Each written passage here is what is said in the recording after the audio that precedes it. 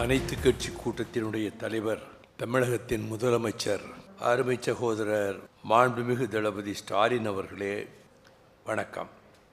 தொகுதி மறுசீரமைப்பு தென்னிந்திய மாநிலங்களுக்கு மிகவும் பாதகத்தை ஏற்படுத்தும் சாத்தியக்கூறுகள் அதிகம். மக்கள் தொகை அடிப்படையில் நாடாளுமன்ற தொகுதிகள் மறுவரையறை செய்யப்படும் போது மக்கள் தொகை வளர்ச்சி குறைவான தென்னிந்தியாவுக்கு மக்கள் தொகை வளர்ச்சி அதிகமாக உள்ள வட இந்தியாவுடன் ஒப்பிட தொகுதிகளின் விகிதாச்சாரம் குறையும். பாஜக ஆதரவு பசுவளைய மாநிலங்களில் கவுபெல்ட் இருக்கும் தொகுதிகளின் எண்ணிக்கை அதிகரிக்கும். இன்று கலந்து கொண்ட அனைத்து அரசியல் கட்சிகளும் மிக பொறுப்போடு இதிலே பங்கேற்றிருக்கின்றன. இனிமேல் வருகிற காலத்தில் வராத கட்சிகளும் கூட வருவதற்கு முயற்சிக்க வேண்டும். மாநிலத்துக்குள்ளே தானே கட்சி நடத்துகிறார்கள். ஆகவே இந்த முயற்சியை முழுக்க முழுக்க மறுமலர்ச்சி திராவிட முன்னேற்றக் கழகம் முதலமைச்சருடைய நடவடிக்கைகளை வரவேற்கிறது. இந்திய கம்யூனிஸ்ட் கட்சியின் சார்பில் முதலில் எனது அன்பான வணக்கத்தை தெரிவித்துக் கொள்கிறேன். இன்றைக்கு மாண்புமிகு முதலமைச்சர் அவர்கள் மிகுந்த அவசர உணர்வோடு அனைத்து கட்சிகளுக்கும் முறையாக அழைப்பு அனுப்பி இந்த கூட்டத்தை ஏற்பாடு செய்திருக்கிறார்கள். ஒன்றிய உள்துறை அமைச்சர் தமிழ்நாட்டின் எண்ணிக்கை குறையாது என்றும் சொன்னார். அதே நேரத்தில் விகிதாச்சாரப்படி தொகுதிகள் மறுசீரமைப்பு செய்யப்படும் என்றும் சொன்னார். குறிப்பாக தமிழ்நாடு இந்த குடும்ப கட்டுப்பாடு திட்டத்தை,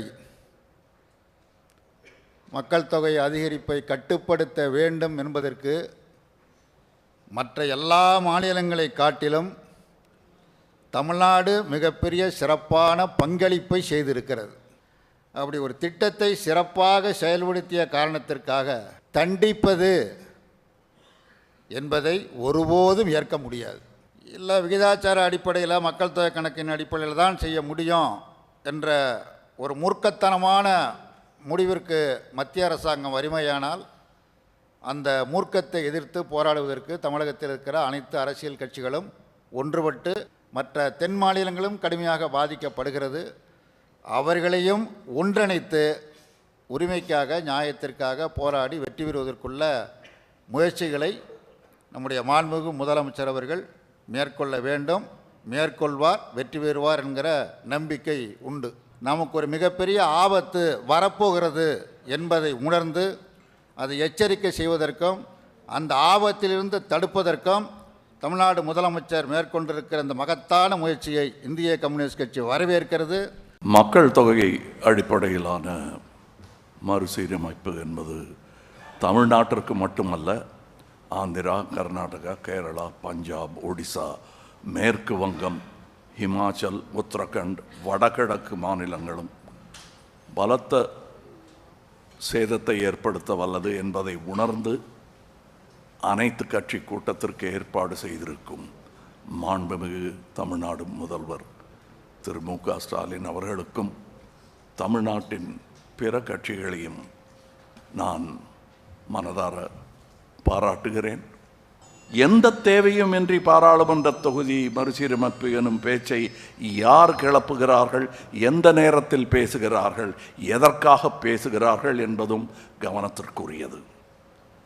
மாநிலங்கள் உரிமைகளில் தலையிடுவதும், வருடாந்திர பட்ஜெட்டில் தேர்தல் வரவிருக்கும் மாநிலங்களுக்கு மட்டுமே அதிக நிதி ஒதுக்குவதும், தமிழ்நாட்டிற்கான நியாயமான நிதி பகிர்வை மறுப்பதும், பேரிடர் காலங்களில் நமது கூக்குரலுக்கு செவி சாய்க்காததும், மும்மொழி கொள்கை எனும் பெயரில் ஹிந்தியை திணிப்பதும், எம் பேச்சை கேட்டால்தான் நிதி தருவேன் எனும் மிரட்டுவதும் ஒரு ஒன்றிய அரசின் செயலாக தெரியவில்லை.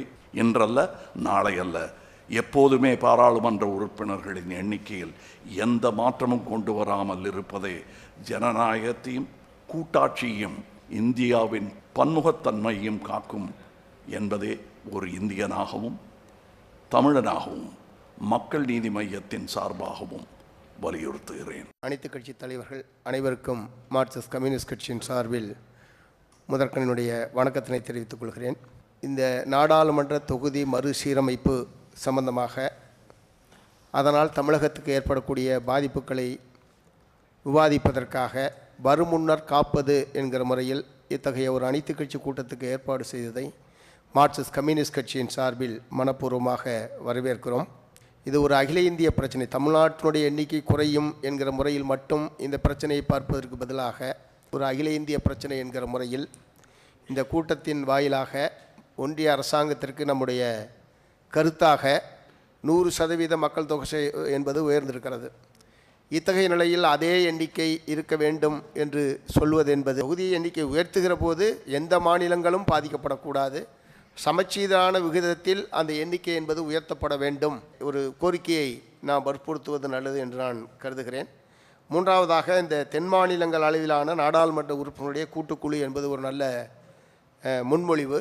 அந்த அடிப்படையில் அது தொடர்ந்து நாம் அதிலே கவனம் செலுத்துவதற்கும் ஒன்றிய அரசிடம் நம்முடைய மாநில நலனை வற்புறுத்துவதற்கும் தென் மாநிலங்களுடைய நலனை வற்புறுத்துவதற்கு கூட அது ஒரு சிறந்த யோசனையாக கட்சியின் சார்பில் பார்க்கிறேன். அந்த வகையில் இந்த கருத்தை தெரிவித்து நிறைவு செய்கிறேன். மாண்புமிகு முதலமைச்சர் அவர்களே, சிறப்பாக தேவையான நேரத்தில் சரியான முடிவெடுப்பதற்காக அனைத்து கட்சிகளையும் இங்கே வரவழைத்துள்ள நிலையில் இதை புறக்கணித்தவர்கள் இனியாவது தமிழ்நாட்டு இது ஒரு கட்சியினுடைய கூட்டம் அல்ல, தமிழ்நாட்டினுடைய நலன், தமிழ்நாட்டுடைய எதிர்காலம், மாநிலத்தினுடைய உரிமைகள் இவைகள் பாதுகாக்கப்பட வேண்டும் என்பதில் தாங்கள் பங்கேற்க தவறிவிட்டோம் என்பதை பிறகாவது உணர வேண்டும்.